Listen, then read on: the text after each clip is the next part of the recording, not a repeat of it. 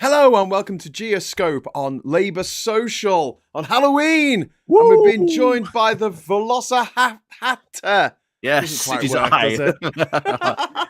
Ollie, how you doing, mate? Are you going to be a cartoon dinosaur for this whole serious discussion on No, the I'm. future British I foreign policy? thought, since it's Halloween, I'd come in, introduce myself, and then take off my costume. I've got an amazing BoJack Horseman head that I was doing trick or treating around Liverpool just before. That was quite fun. That was quite a bit of a laugh. So Spangflap says Speaker Mike Johnson looks like Sweet Chuck from Police Academy. Did we do this last week? There was no speaker last week, was there? And then when we woke up the next morning, there was a speaker. We should start off on this because, to be honest, we've sort of followed the saga, so we should follow through. Follow through. We always follow through, mate, on this channel. That's the important thing. Where we started off last time with a guy called Emerson, who, if you may remember, he had just failed, I think at the time, his first vote in the House. Yes. So he just failed his first vote in the House, and that was like the latest update we had. Trouble keeping up live. So what followed through next got once again incredibly more funny. Donald Trump waded into the mess after saying that he wouldn't get involved. Yeah, no, he said that he didn't support him, even though this guy had been like really sort of slavishly devoted to you. Not you, no, Trump. If you were Trump, he could sing "Slavishly Devoted to You." Yeah. So what happened next was they had a secret vote. They all the Republicans went into a secret room and decided we're going to have a secret vote to see if we can actually pass this on the floor. Yeah. Emerson fails. Emerson failed so hard and got so salty about it, he stormed out of the room.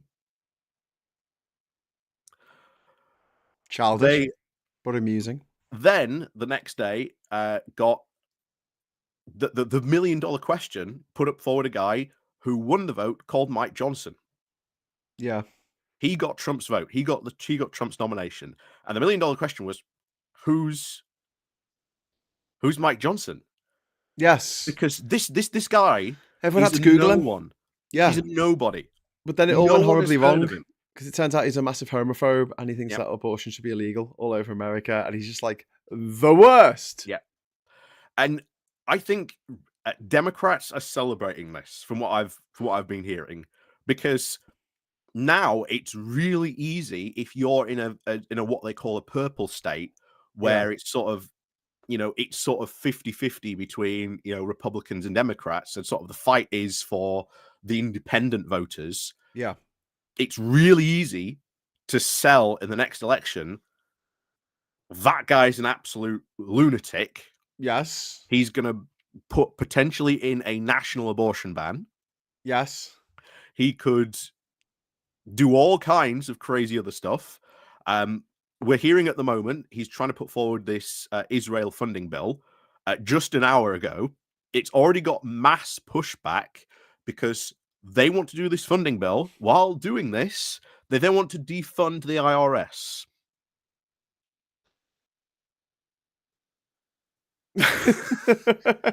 So that's what they're putting forward to fund this money, the support money to send it to Israel. They are only going to pass it if we defund the IRS. Wow. And they are already experiencing massive pushback. That was the last update about an hour ago. So I don't know if this will be the end. I genuinely don't know if this is actually going to be the end of this saga. Hang on, but it won't be, because one of the things wasn't it, that that the previous speaker had agreed to only allow one person to get rid of the speaker. Is that rule still in place, or can that rule, as far as we know, is still in place? Oh, really? Okay. And so remember, just need one Republican to say, I don't want this guy as a speaker anymore, and he's gone. Yeah, and the Republican House is set up so it's only like they've only got a majority of 5. Yeah. So he needs to somehow unite the Republican Party, even though, the original guy who was meant to be doing this was meant to be the big unity candidate and had Yeah. brought the party together. So who knows how long this guy is going to last? But this whole speaker thing might not be over. Oh my god. Yeah, it's yeah. It's yeah. Oh my word. I just don't know what to say to it because it's just such irresponsible. But don't you think that it's the just the foregone conclusion of the Republican Party? I mean, from the moment they nominated Trump as their presidential candidate back in 2015, was it 2016? They signed their own death warrant because the party was never going to survive. The same with the Tories. As soon as they put their they put their trust in Boris Johnson. Have you heard about the conference that's happening this week as well? The AI conference that China's not invited to, but it is. The Alliance of Responsible Citizenship. Is that what they're calling it? Yeah. Is this the AI one? No, that's not the AI. Oh right, one. oh sorry. This is a completely different crazy God, having another conference. And it's different from the AI one, different from the Nazi conference they had earlier this year, and the actual Tory conference in which Penny Mordaunt said to be allowed to stand up and fight each other. I think that's what the Tories have been doing ever since. Oh yeah. So this is being funded by the National Conservatives in trying to link arms with the crazy MAGA Republicans. Oh, great. Yeah, because that works so well. So Jordan Peterson is better. headlining this. Oh God, he's vile. Vivek Ramaswamy is over there as well. He's another pretty much. Why do the thinkers? They call them thinkers, don't they? Why do the thinkers on the right, like Peterson and Ben Shapiro and they're really not, and Trump? Why do they all sound like cartoon characters? Like, how could you possibly take a guy who sounds like bloody Porky Pig from the cartoons? How could you take him seriously? Was it Porky Pig who said that's all, folks? Was that Porky? Yeah, Porky frickin' Pig. That's what it sounds like. And then that Shapiro creep, he sounds like Miss Piggy. I'm like, how do you take these people seriously with their ridiculous voices? Well, this is it. We had on Conservative Home, Danny Kruger, one of the Conservatives brother, who's been sort of bigging this up. He wrote an entire blog, and he said the entire reason why they are holding this conference is because in reality we are all being held back because we're all worshipping the old pagan gods, and that is bringing about the end of Western civilization. Okay, which pagan gods do I don't know. I don't know. Oh, do you know what it is? It's because hang on. I know this. I know the answer to this, right? It's because so basically, I think the pagans used to worship the sun and the moon. And so to a MAGA Republican, a solar panel would be sun worshipping. It would be a false idol because you're taking your power from the sun, right? Stay with me on this. Yeah. And then if you have tidal power, that's obviously using the moon's effect on the ocean, right? To make power. So that's worshipping the moon. And the wind is created by the dynamic between high pressure and low pressure, which is created by the sun as well. So that they're all worshipping the sun and the moon. Is that the answer? Do a win? Possibly. Do a win in the middle. Congratulations. The pagan gods. The old gods and the new. I worship in the light of the seven. What the hell? It's honestly Duke Vengeance in the chat just says, "Oh, for fuck's sake." Could we talk about anything that we just mentioned? But yes, it's honestly really strange. But yeah, if you want to find out more about it, come to my channel tomorrow because we're going to be talking about this, I think, for quite some time because they've got a YouTube channel. They've been putting out videos, and oh my word, content for days. Okay, so is it bowler hat man, all one word? Oh, that put would the be slug it, in the wrong place. Hang on, let me move that down to you. There you go. Whoa, that was embarrassing. So my Graham Hughes one's going to be down by you. Oh, I'll move that back up to me. Look at this. This is production live. There you go. Right, we'll do that again. I'll make the no one saw lovely that. names come up. Watch this. There you go. Bowler hat man. There you go. at Ollie. Oh no, I put Ollie approves. That's your Twitter, isn't it? Yep. Your X. Are you still on X? I am for the I time asked you being. this last As long week, as, long as we but a still lot's have happened it. in a week. Jesus. And Matthew Perry died. Can we talk about Matthew Perry for a bit? Because I'm really sad about that. Yeah. Matthew Perry, probably one of like the key Friends characters, really, as Chandler. Well, he was the funny one. I mean, Joey was funny, but because of his friendship, we were with laughing Chandler, at him, but like Chandler was actually witty with his one-liners. Yeah. Joey wasn't trying to be funny, and Ross wasn't funny at all, except when he hurt himself. Although I've got to say, right, Rachel was awful and Ross was awful. They deserved each other. They absolutely deserved each other. Hot take Yeah, from Graham. yeah, they took each other off the market, so none of the rest of us had to put up with their, craziness. Yeah, terrible people. You have all the Friends fans after you now. Do you know what, though? You're prepared for that. I hate that I live in a world in which Matthew Perry is no longer with us, but Rupert Murdoch is. That's really shit. That makes me sad and angry. Well, we live. Are there any professional hitmen out there? Or hit women? we live in hope. Maybe one day. But yeah, that's the stuff that's going on in America, and now we've got a fun video for you all. It's video time. Video time.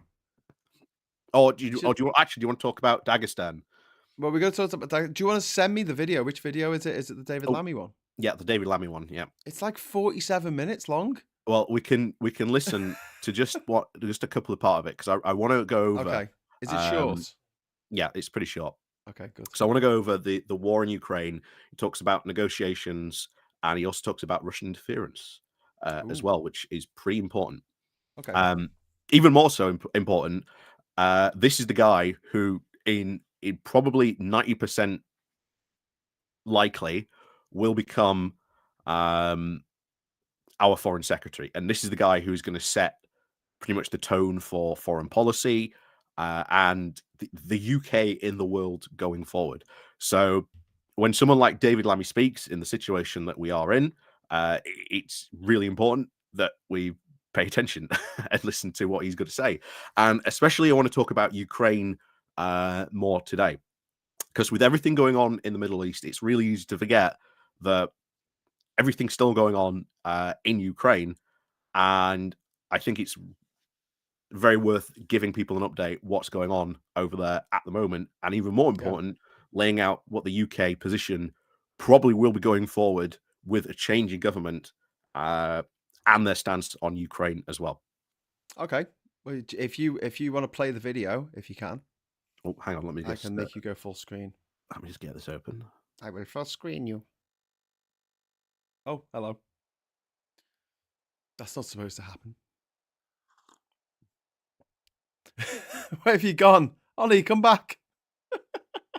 We're having technical problems. Ollie's disappeared. Ollie, come back. I didn't mean what I said. Now it's just going to be like infinite me's. It's like the infinite monkey cage, but it's me's instead. Hey, he's back. Ollie, what happened? What did you do? I clicked myself out. You clicked yourself out of existence. I hate it when that happens. I've done that. We've all been there. I won't get rid of this Graham Hughes thing. I don't want this thing saying Graham Hughes. Stop it. Go away. You go up there somewhere. Right. Are you gonna play this video for us? Yes, I have the thing set up now, so I should be able to just go present audio. Hopefully it'll work. If I can hear you, then other people can hear you. We should be able to see. Here we are. Oh, there we go. Okay. Right, you up? So this is David Lammy, and they're about to have a conversation about Britain's stance in the war in Ukraine. And again, I've said before, I think this is pretty important. The fact that we are going to be changing government in, well, less than probably 12 months' time, probably. Oh, say it again. Hopefully. Say it slower. Hopefully, fingers crossed. So that's the hope. What he's going to say is pretty important. And we'll hear what he's got to say on especially Britain's stance going forward about the war in Ukraine. So maybe let's turn to the war in Ukraine. I think one area where I think the U.S. will hope to see continuity with the existing government is that that the UK response to the war has been quite strong in providing lethal assistance to Ukraine, security assistance, and Video's not oftentimes playing. being at sort of the leading edge in providing systems that perhaps no one else would be willing to provide, such as the Storm Shadow missiles. Oh no, it's okay. It's all right. Press play again. Oh. Go on, press play. How would a Labour Party, my if fault. you were in charge, approach the current war in Ukraine? Would there be differences with the existing government? How would you assess the current government's performance, and how would Labour react? Well, it was. So we'll just summarize that question essentially very quickly, because you could have said it very quickly. How is your stance going to differ? Is it going to differ from the current government stance of the Conservatives? Conservatives have been quite supportive of the war in Ukraine. Obviously, Labour has been very much strong supporting on this. The support for the war in Ukraine and giving support over to Ukrainians have been it's been very good. It's been very cross-party as well. And given the fact that, well, if you look at the polls, there's probably going to be about 71 Conservatives left. So this pretty much means that You can dream. Yeah, if that does happen, this means Labour will get to pretty much dictate not only domestic policy but foreign policy going forward. So any government in the world is going to be paying attention to what people like David Lammy and Keir Starmer are currently saying about their stance on sort of world issues. War in Ukraine, probably, I would say, the most, if not the most strategic concern for the UK in Europe currently. So it's pretty important. We're going to hear what David Lammy says here.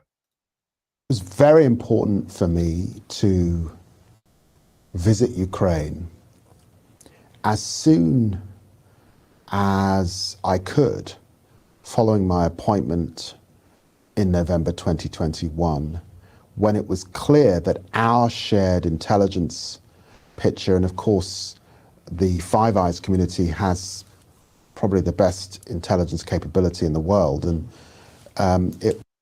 for those of you who don't know what Five Eyes is, Five Eyes is the unified intelligence network between the UK, America, Canada, Australia. What's the fifth one now? I think it's Japan. And this is probably one of the strongest information networks in the world. And we have been providing intelligence support to Ukraine through a lot of this war. And this is something that the Ukrainians have constantly asked for. The Ukrainians always say, we need this, we need this, we need this. And unfortunately, sometimes you don't get to hear what the reason is why they're asking for it. Because obviously, you're not going to say, well, actually, we need that information so that, all these missiles you're sending us, like the Storm Shadows, and we'll get onto the ATACMS, the big attack that they did with those in a moment. But they need that information so that they can strike Russian positions in Ukraine, know where all their ammo dumps are, know where all their strategic points that they need to strike, they hit, the logistic supply lines. They have been using that information superbly. And this goes to show something that we need to reinforce, that if we give the Ukrainians not only just information support, humanitarian assistance, but also lethal support as well, they can use it, and they can use it incredibly effectively. So this is something that I would hope when David Lammy does become the Foreign Secretary, as his role, he needs to really reinforce, not only just here in the UK, but around the world and in Europe especially, support for Ukraine. And especially in Europe, keeping that funding strong, and of course the support for weapons and other things that we've seen as well. Most recently, we talked about in our first episode, we talked about Poland and their far-right government deciding that they were going to end lethal support to Ukraine because they got really annoyed about the Ukrainian grain that was going to go through the country. But however, they lost. The new government, very pro-Ukrainian. that lethal support is going to restart. So just goes to show you how important having a government that supports Ukraine can be, because Ukraine losing support from Poland would have been a really big loss, especially as they have been one of the most pro-Ukrainian countries out there. Poland gets described as the Texas of Europe because it's got so many more weapons, so much more infantry ready to go, literally chomping at the bit. Let us at them, coach. Let's just tag us in. Let us know when we're ready, and we'll go in. They've been like that since the beginning. So we'll continue now with this one. It was very important to visit Ukraine, to be in solidarity with Ukraine, and to make it absolutely crystal clear that we would never make this a partisan issue in the UK. And so there has been no space between us and the government on the issue and the prosecution and the support that we have to give to the Ukrainian people at this. Other thing he's just said there, partisan support. Currently in America, there are a lot of Republicans who are turning against giving Ukraine aid. Most notably, lethal aid. There is a big vote. There was meant to be a big vote coming up about that. But of course, the speaker thing happened. This was meant to be tied up into one package of it was going to be, aid for Israel, Ukraine, and of course, money to help finish off building, Trump's useless border wall. But hey, whatever it takes to get, aid over to Ukraine, so be it. But there were a lot of Republicans who were saying, no, that bill should be voted on separately. And I think, to be honest, if you look at the numbers, the Democrats are unanimously in favor of supporting Ukraine. It's the Republicans that are the problem. There are a lot that are sort of peeling away from their support, but they still overwhelmingly do support Ukraine. If there was a vote just on Ukrainian aid, I think it would pass. But it's worrying that you've got more and more, a steady trickle of Republicans starting to think that, backing off of giving Ukrainian aid on this. So that is something I think David Lammy pointing out, that this is a non-partisan issue, very important to point out. This time, and it was very important for Keir Starmer to meet with Mr. Zelensky in Kyiv. It was very important that when Zelensky came to the UK Parliament, he addressed all of us, and there was a cross-party position. And I'm pleased also that public opinion in the United Kingdom, notwithstanding the toughest of periods for the UK economy, remains very strongly behind the people of Ukraine. A lot of British people have opened their homes to Ukrainians at this time. We have a history that means that the defense of democracy and our values are understood very, very clearly. So I think it's important for me to emphasize that this is a tough period. The Russians are very dug in, clearly, defensively. They have a history where we know that defensive positions is something that they do well. We have to support Ukrainians and continue to support them with aid, with military equipment, with humanitarian assistance. And I think we have to keep in mind that Putin recognizes that there's an election in the United States. There's an election in the UK. And that's something else I want to bring up. There's a lot of people saying that Putin does want the election to interfere. Because if you pass this aid package, even if they do pass this aid package in America, it's only going to last 10 months. The problem then becomes there's an election.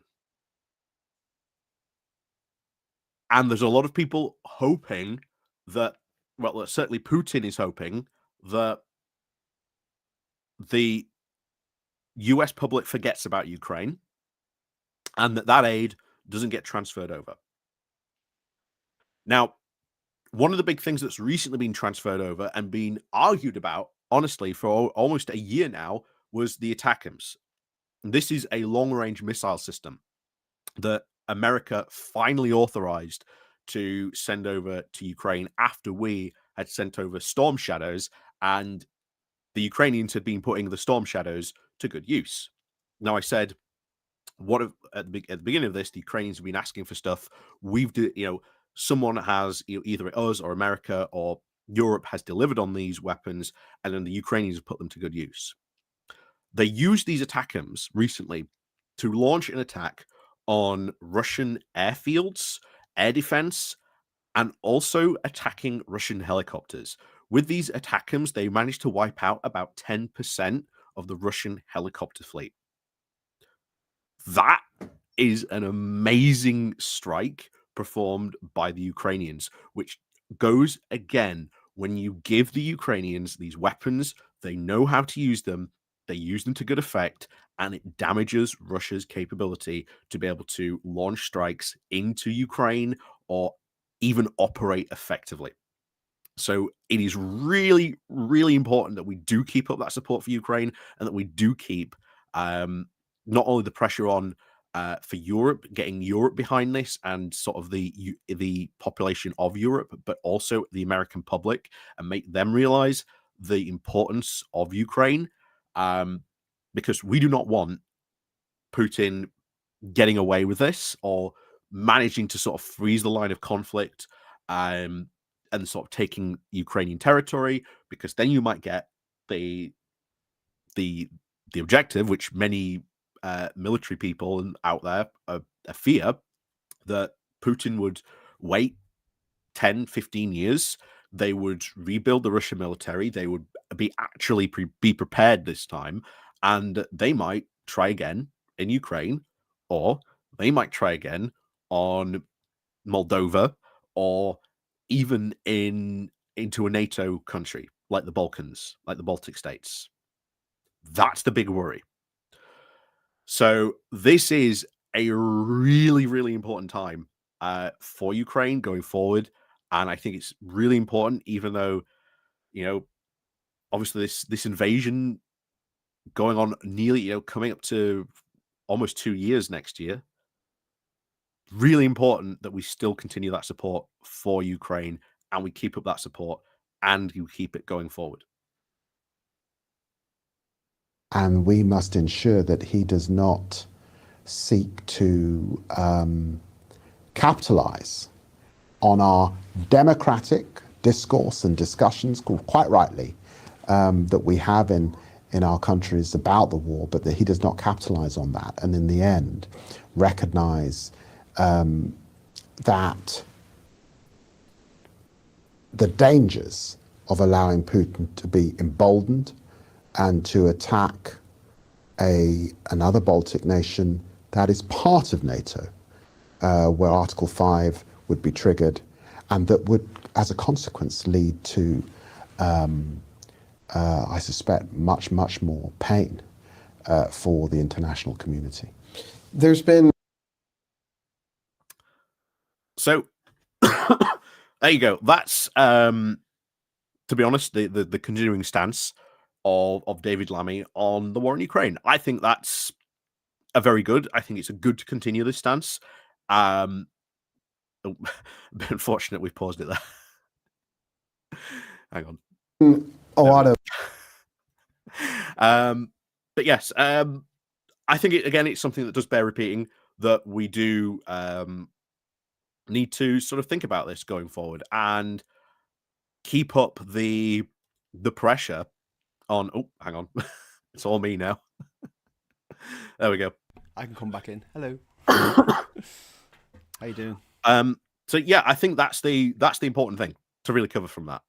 The Labour have going to continue that stance with their Ukrainian stance, and keep on supporting and supporting the Ukrainians in this. I think that's really, really important of it. Yeah. And of course, as he rightly points out, this might embolden Putin. If Putin thinks he got away with a win on this. What's to Yeah. stop him rebuilding, coming back in 10, 15 years' time, trying again in Ukraine or trying in Latvia, Lithuania, Estonia? Yeah. That's the worry. And That's he's got to why. protect those Russian-speaking people. Yeah. Who live there, who don't want to be part of Russia. If they did, they could literally move to Russia. Yeah. Yeah. So we had some messages in the chat. Yeah, the Five Eyes is US, Canada, New Zealand, and Australia, apart from us. And yeah, I mean, the fact that the Tories last week put out this video to celebrate 1 year of Rishi Sunak being our premier, and that they said, "Oh yeah, we supporting Ukraine." I'm like, that's the absolute bare minimum. I mean, seriously, like that's what we do because we are part of Europe. Even though we're not part of the EU anymore, we're also part of NATO, a very important part of NATO. And NATO was set up to keep what was then Soviet Russia at bay. That's its job. That's its raison d'etre. Yeah. Which is really funny because in the past there was a chance for Russia to actually become part of NATO, and it said no. There you go. And it's very worth reminding, what happened after the fall of the Soviet Union, that you had all these Eastern European countries from Poland, Latvia, Lithuania, all these Eastern European countries who were neighboring Russia going, you need to let us into Ukraine because we're worried they might come back. And at the time, people thought they were crazy. That no, this is never going to happen. Russia's changed. It's a democracy now. That's not going to happen now. Always think back to that episode of The Simpsons where there's like a parade through Moscow and it's all like cakes and nice things, and then like they declare war and the cake opens and a tank comes out of the cake. Yes, that's what we wanted you to think. That's exactly what Putin did. The Simpsons predicting the future there with 100% accuracy as always. Something else that I just wanted to mention that's happened today is that it looks like Saudi Arabia is going to get the World Cup for 2034. Which, I mean, Saudi Arabia executed 81 men last year on the same day. Not over the course of the year, literally on the same day. They own Twitter now. They own Twitter. They can just sweep it all under the rug. Don't worry about it. So they bought Twitter, didn't they, via Elon Musk? That's what's keeping Twitter afloat. All the Saudi money. The Saudi Arabian money. And something else that I pointed out last week as well. You've got 70 elections around the world happening next year. Yeah. 70 elections. Yeah. And Twitter, even though it has fallen from prominence, a lot of people still use Twitter to get their news and information from. And remember, one of the first things Musk got rid of was the election integrity department. Yes. You imagine walking in with the sink and just be going like, integrity? We don't need your stinking integrity. All of you, out! And just like throwing them all out on the street. That's where your integrity gets you, mother effers.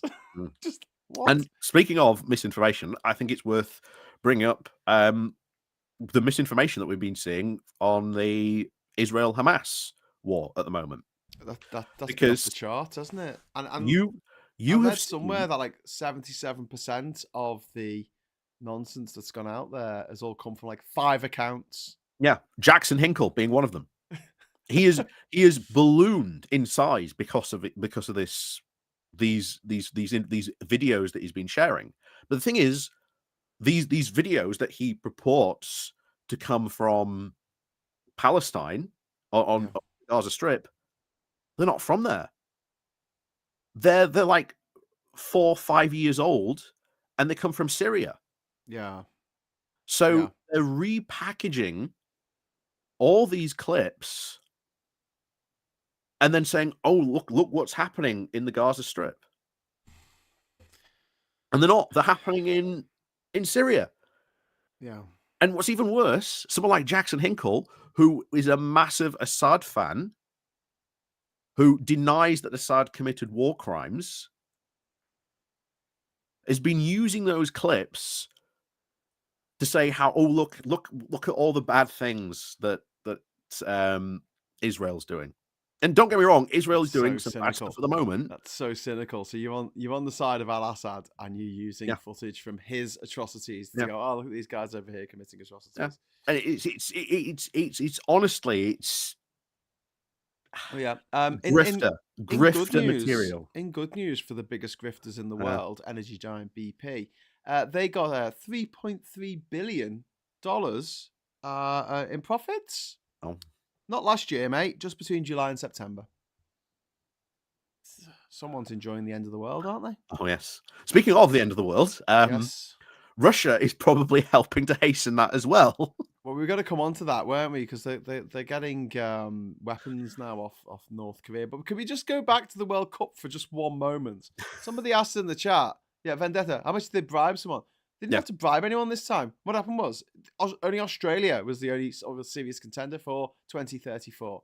And they saw that they were going to be up against Saudi Arabia, which means they're up against the entire state apparatus of Saudi Arabia. Which they don't stand a chance. And they're like, well, why would we spend millions of Aussie dollars trying to get this thing that we won't get, because it's just going to go to the Saudis, just like it went to the Qataris back in 2010, I think that was announced. Unbelievably, because they had this horrific human rights record. And I'll tell you what's going to happen now. 2034, play this clip back. Thousands of people are going to die building stadiums in the desert, and they're all going to be from India, Bangladesh, Pakistan, and they're going to die. They're going to be indentured laborers working in 50-degree heat, because things are just going to get hotter and hotter every year, thanks in part to the Saudi Arabians and all the oil that they have dispensed all over the planet over the last not the only ones, obviously, but they're a big one when it comes to pulling that toxic extinction juice out of the ground and burning it. Not great. I know. Not great. Jenny Bottle, that says in the chat, Saudi Arabia are funding hard right groups, Nazi, like Trump and MAGA. Yeah, I completely believe that. But also, there's a lot of Russian interference still going on. There's a lot of Russian interference in our democracy still going on. And where's the inquiry into that? In fact, there's something else, actually, because going back to that video for just a couple of seconds, in the later part of that interview, David Lammy does talk about revisiting Russian interference and reopening. Oh, really? A case into that. Ooh. Now So you have piqued my interest, Ollie. So that gives me a lot of hope that we're going to see more attention, a more serious attention, to the Tories don't give a stuff, do they? I mean, look at them. They didn't, and we know why. They get a lot of funding. Well, you know, the funding, the Tory people party, the golden passports. This is why it annoys me so much when the Tories say, "Oh, the union-funded Labour Party," and you're like, "Yeah, who funds you, mate? Yeah. Bloody Russian oligarchs." Oh, well, we don't know. That's the bloody KGB. That's who funds you. Bastards. But they can't know, Graham, because it's a personal, private matter of funding the the personal, private matter of funding the Tory party. Yeah, that's really interesting. Well, I was talking to my partner Catherine earlier, because we talk about politics because we're cool like that, and I was just saying about Boris Johnson being feckless, just a feckless human being, and it being feckless with money, and obviously getting some, and she mentioned the fact that he got someone else to pay for his flat to be done up, and to which I was like, that's a tax dodge. That's a tax dodge right there. And I'll explain really quickly how this tax dodge works, okay? If you earn yourself £200,000 by working your arse off 9 to 5 for 5 years, right? And you save away £200,000, every single bit of that wage packet that has come into you, you have had to pay tax on it, income tax, up to 40% income tax, right? If you got all that money out as a loan off someone who wasn't giving you a particularly high rate of interest because they're a mate, right? What happens is you don't pay any income tax on that. And then when you are making income, instead of it coming to you, you make that income go to a shell company, and that shell company pays off your loan, and there's no tax to pay. So it is a huge tax dodge. Trump does it. Elon Musk does it. I mean, on much bigger scales. We're talking like 12 million 17 million. You know that we talk about Trump and his loans that he got out from the banks, Deutsche Bank in particular. That it's all a scam to stop them having to pay their fair share of taxes. That's what rich people do, and that's why we need to make this game that we were talking about on Labour Social the other night. The one where you've got to guess the tax dodger. Tough Hunter 3000, and that's what we called it. Basically, it's a game. It's like a rail shooter. You're on a train, and you got to take out all these posh people in top hats. Well, and this is the other thing that I've talked about recently: expanding HMRC. Yes, we should expand HMRC and look at what they've done in America, where they've got the Treasury Department, where you actually have Treasury agents that go out and after people who are like dodging taxes and tax evasion, like Al Capone, and Donald Trump. Yeah. Do you reckon in years to come there'll be like a quiz question? What did they get Donald Trump on? It'd be like tax evasion.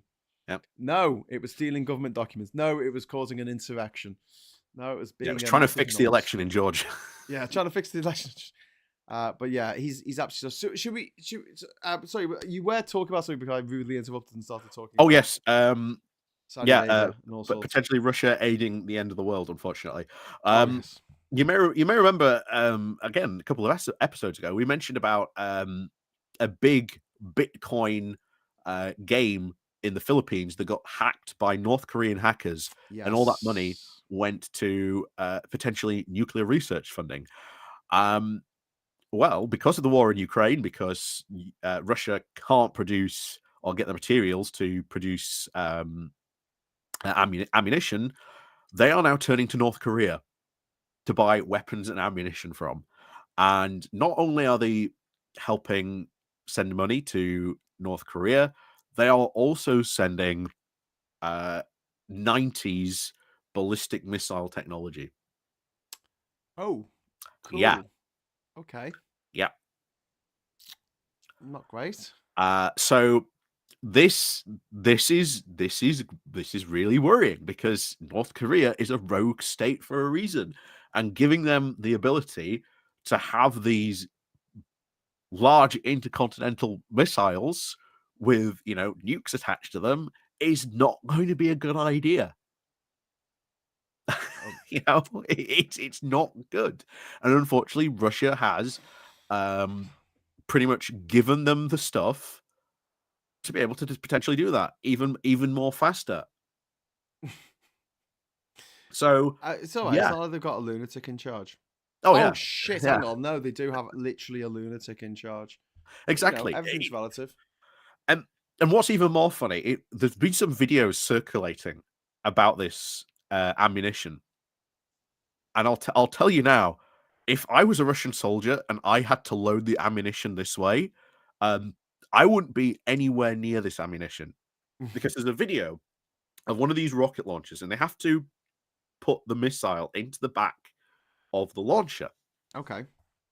Now, normally, the missile should just slide in. Okay. The ammunition from North Korea has a video of 4 Russian soldiers with a sledgehammer. With not just a sledgehammer, a long wooden box that the missile came in, and they are just ramming the back of the missile so that it tries and fits in this tube.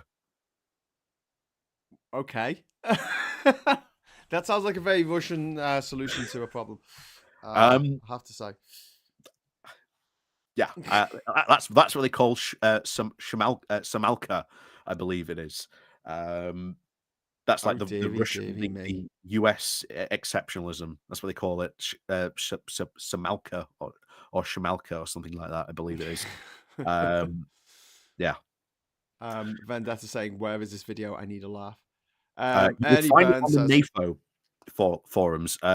If you look on Reddit and you go on the NAFO forums, you'll be able to find it. If you look up NAFO, NAFO, NAFO, it's the North Atlantic Fellows Association.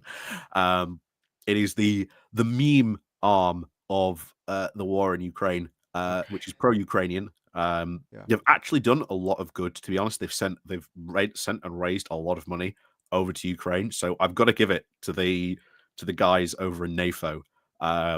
Good job. Not only memeing their way to victory, for Ukraine, but also raising a lot of money in the process and sending that to Ukraine as well. So I've got to give credit where credit's due. Got to give them that that shout out, definitely. Well, Ernie Burns says Putin is the center of most of the troubles in the world, and I don't think you're wrong there, Ernie. I think he is just he is the shit stirrer extraordinaire. Yep. He really is. And we think about what's been happening in the world for the last sort of 20 years. Putin's often had his finger on something going on there, whether it is North Korea, whether it's ISIS or Al Qaeda in North Africa, or supporting Assad in Syria. Yeah. Committing all war crimes there, the Russian bombing campaign that took place there. The invasion of Georgia in 2006, where he took out South Ossetia and Abkhazia for Russia. A war that basically killed thousands of people, and the international community looked at it and just sort of shrugged. Yeah, wasn't Grozny before his time though, or was he involved? No, he was in power then. Yeah, Grozny was his first. Was that his first act of his first crime against humanity? So that's Grozny in Chechnya, which was a breakaway republic, a lot like some of the republics that we regard as republics today, like Estonia, Latvia, Lithuania, Ukraine. And don't think for a moment that Putin wouldn't like to get all of them back, including Kazakhstan, Kyrgyzstan, Tajikistan, Turkmenistan, and Uzbekistan. Not Afghanistan, though. Is this where we can segue into talking about Dagestan? Dagestan, yeah. So Dagestan was another breakaway republic in the 1990s. It tried to break away from Russia, and it was its rebellion was put down violently. It is a majority Muslim part of Russia, and they had a flight that arrived from it was an Israeli air flight. Yep, that was attacked by a mob, and the fact that this happened, and it happened in Russia, and it happened on Putin's watch. I mean, I don't think these things are coincidental. No, there's a lot of people like the Russia watchers who have always said if anything is going to go wrong in Russia or there's going to be a big uproar, then it's likely to happen somewhere like Dagestan. Mm. And they're all watching this very closely because you had Russian policemen not wanting to put this down, not Well, that's what this. I thought. I thought that this is the sort of thing that Putin was informed about it, and he went, "Oh, oh well, never mind." A lot of the we talked about the we talked about the Russian disinformation going on. A lot of it has come from Russia. Yes. And climate denialism, that is 100% Russian. A lot of the stuff where COVID's not real-ism came from Russia as well. Like all the countries in the world just decided to lock down for shit and giggles, because that was so good for the economy, I guess. I don't know. Maybe they all had shares in Netflix, including Venezuela. One of the theories that I read about this, why this whole thing happened, was actually this was Russian misinformation that got shared in Dagestan across from their from X or Twitter, onto Telegram, which is like the Russian social media outlet of choice. Got onto Telegram and then started spreading there, and this is what apparently it led to. But here you have yet another potential problem for Putin, that normally if something bad were to happen there, he'd send the military in. And just like we were covering in Armenia and Azerbaijan, where were the troops? It's because they're all in Ukraine. But I think he's got his thumb on the scales, hasn't he, of international whatever's happening around the world, especially in a lot of countries in Africa at the moment through the Wagner Group, where there's any kind of kickoffs you see at the moment in Gabon or in Mali or in Niger, very often, and Sudan, very often Wagner's had some influence in that. That suddenly strongman leader has been in charge for the last couple of decades is deposed.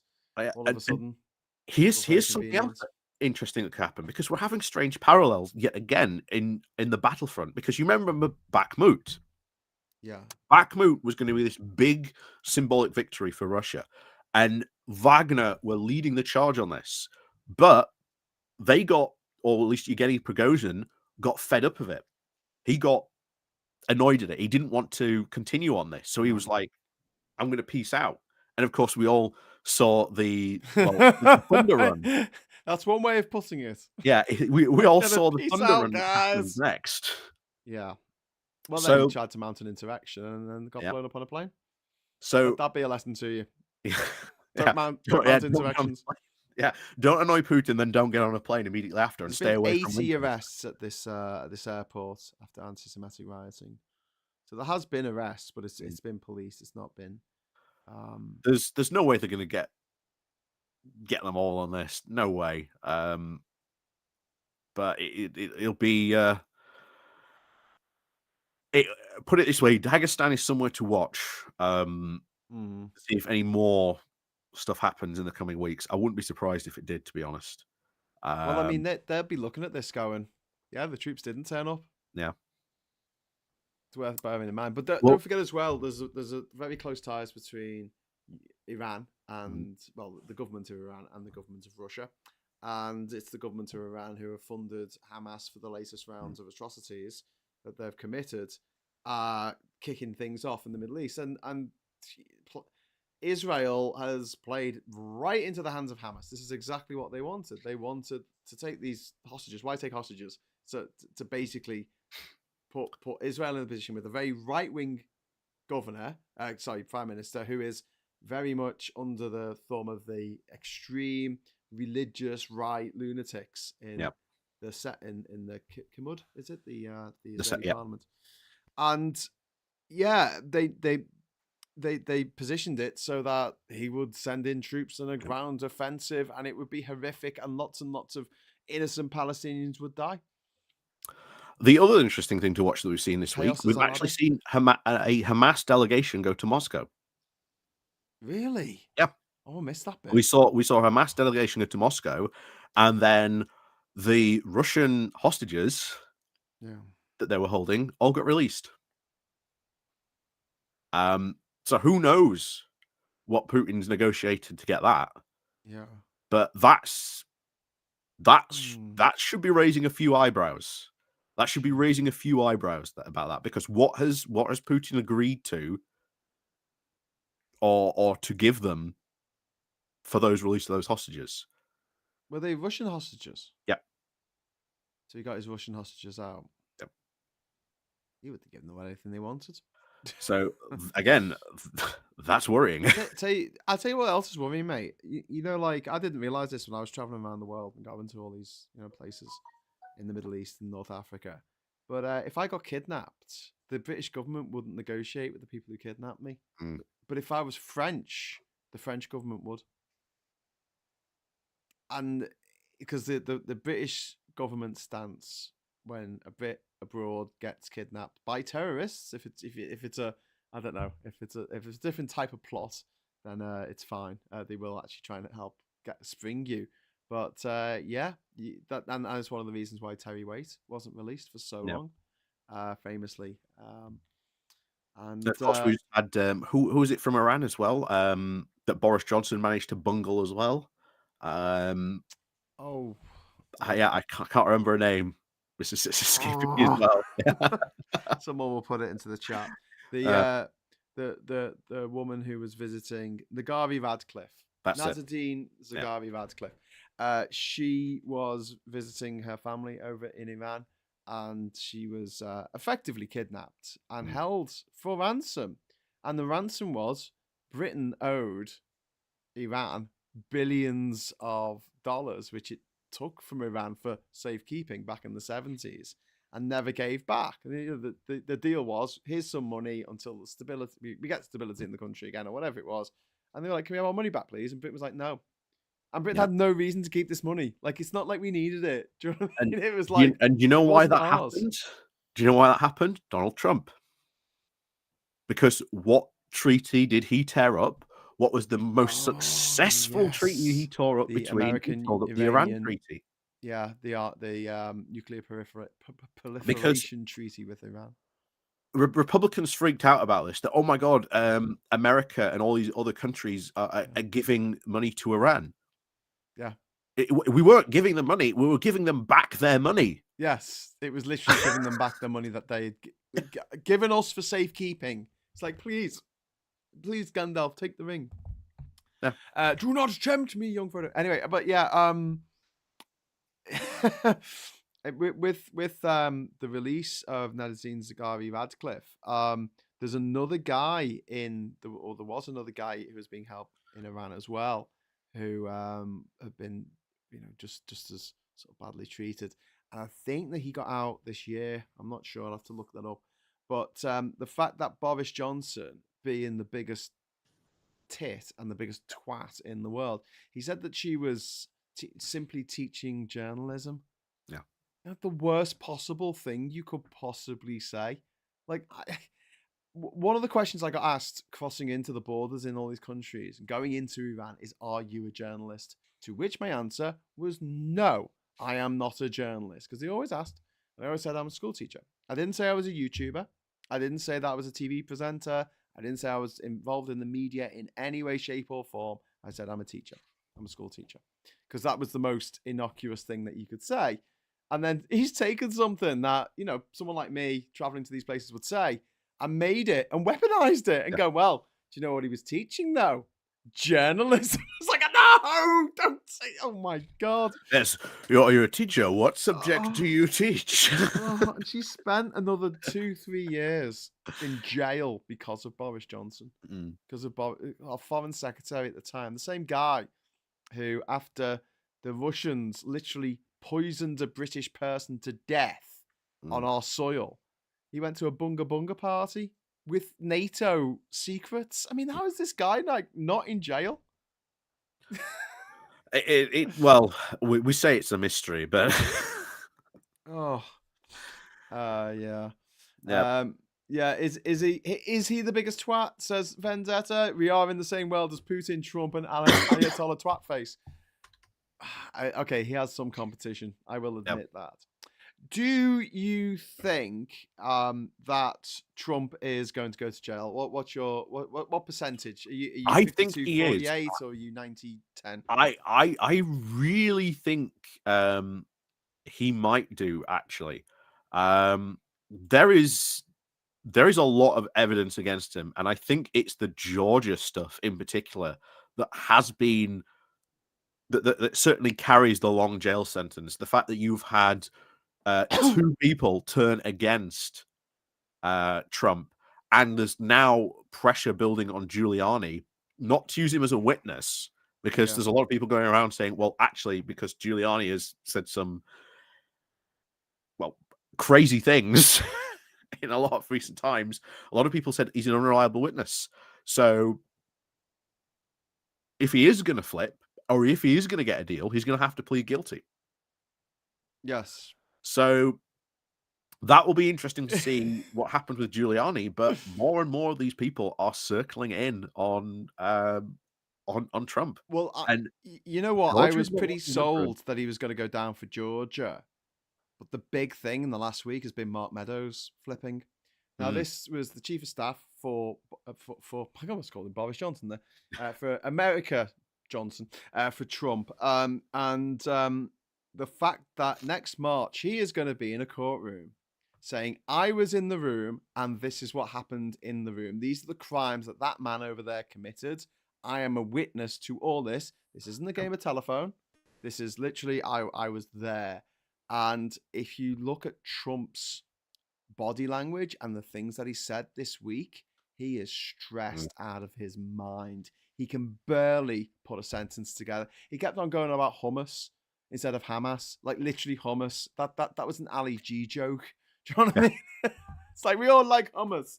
I'm like, seriously, this is just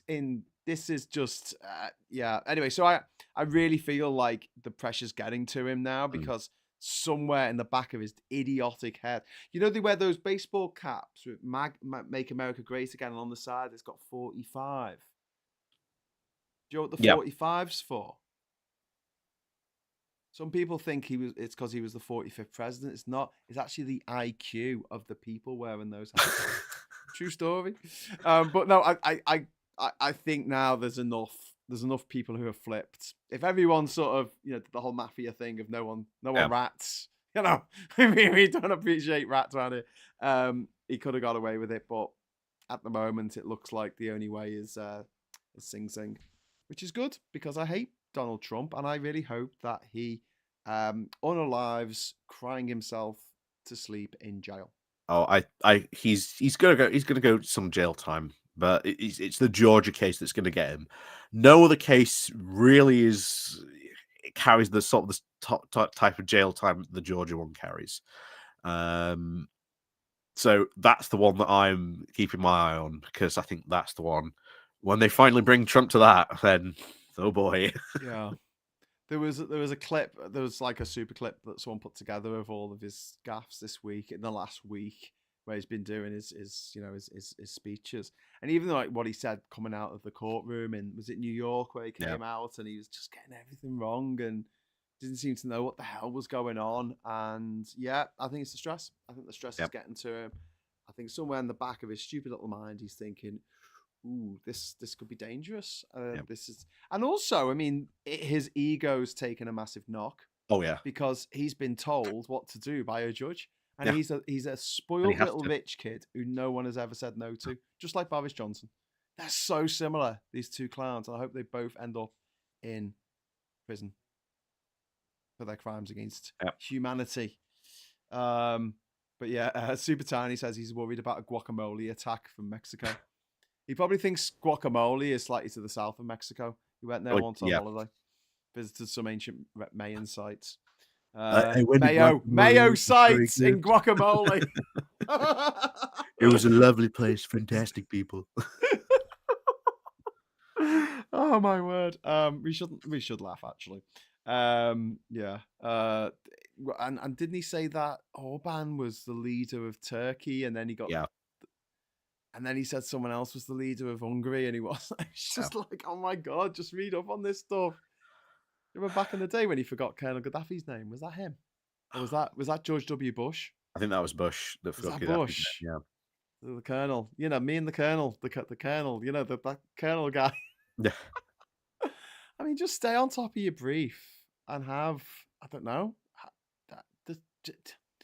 I know it seems like a lot from the outside to keep on top of, but we don't have people giving us information that we need to know before we stand up in front of a crowd, even if it's just a few notes in front of you, or even a teleprompter. At least you can read off that. Well, yeah, I don't think Trump or Boris Johnson use teleprompters because they just do this whole stream of consciousness stuff, which I think it only entertains people who are easily entertained, put it that way. I don't think that if I did my moments of truth each day and I just talked into the camera for 10 minutes off the top of my head, I don't think it would be any good at all. Oh, you've turned into a pirate. Ollie, what's become of you? No, I thought I might, since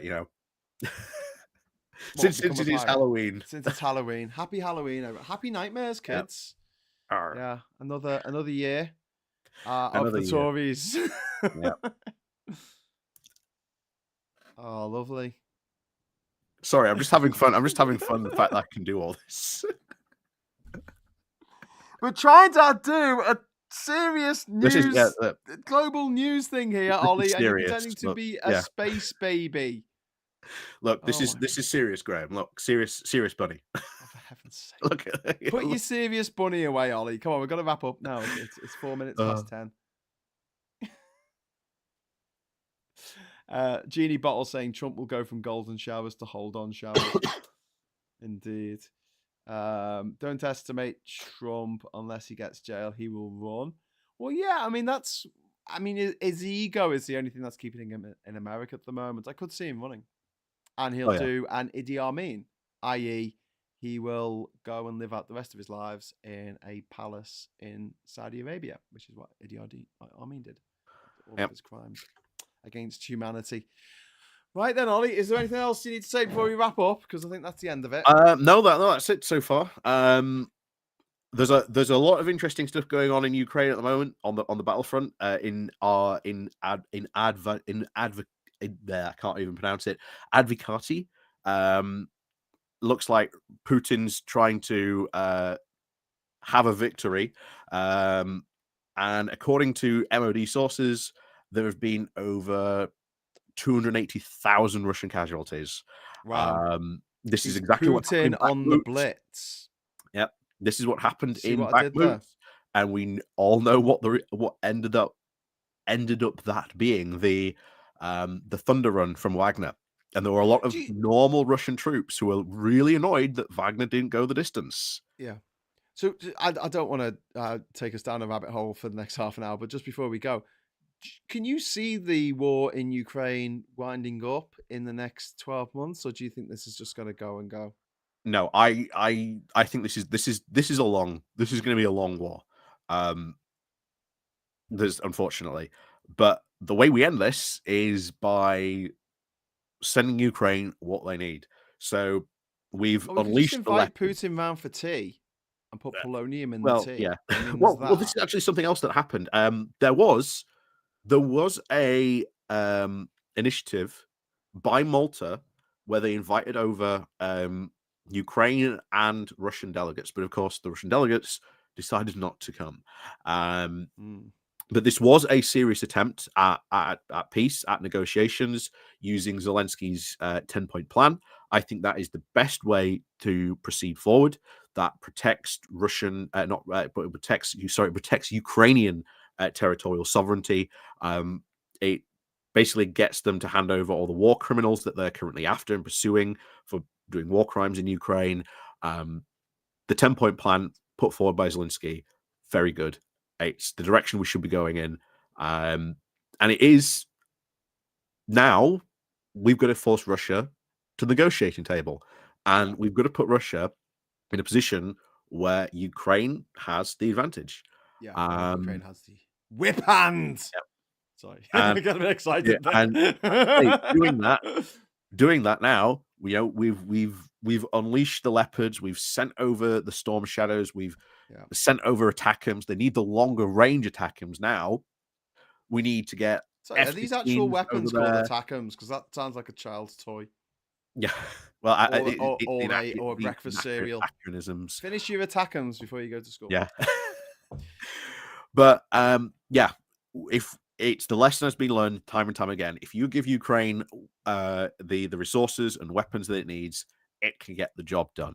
So we need to really ramp up support, make sure that they get the weapons they need, make sure that they get the training they need, make sure that we train the pilots, we give them the planes, we give them all the stuff that they need, because they have proved if they get the stuff, they can get the job done. That is the message that really needs to be delivered. And if you are someone who wants peace in the world, then the quickest way is to get Ukraine the weapons it needs to finish the job. That's the message that should be delivered. Sometimes the best way to get peas is with a knife. Well, the Simpsons quote for you there. Right, we're going to wrap it up there. Thank you so much, Ollie. It's Ollie Bowler Hat Man. If you want to follow him on YouTube, you may. And he's also Ollie Approves over on there. He is over on Twitter. Are you on Threads yet? Did you say you? Yes, I am on Threads. I did actually share this on Threads, so yes, you will be able to find that I shared it out on Threads, and I tagged you in as well. Okay. Well, my dinosaur friend, look out for asteroids. I will do. And in the meantime, thank you very much for joining us for this special Halloween edition of GEOSCOPE. I'll be back in the morning for Morning Brew at 9:30. No PMQs tomorrow. It's half term, so I'll just see you in the morning, and that'll be that. Until then, thanks for watching. Hello, good evening, welcome, and goodbye. Bye. I went really high at the end there, didn't I?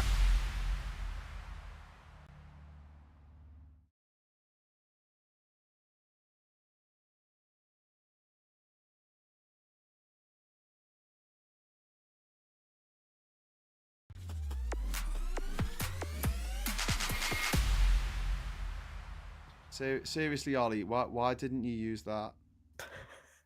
I didn't realize it. I only saw it at the end. That when we were actually doing the show. You should have just done the whole thing in that.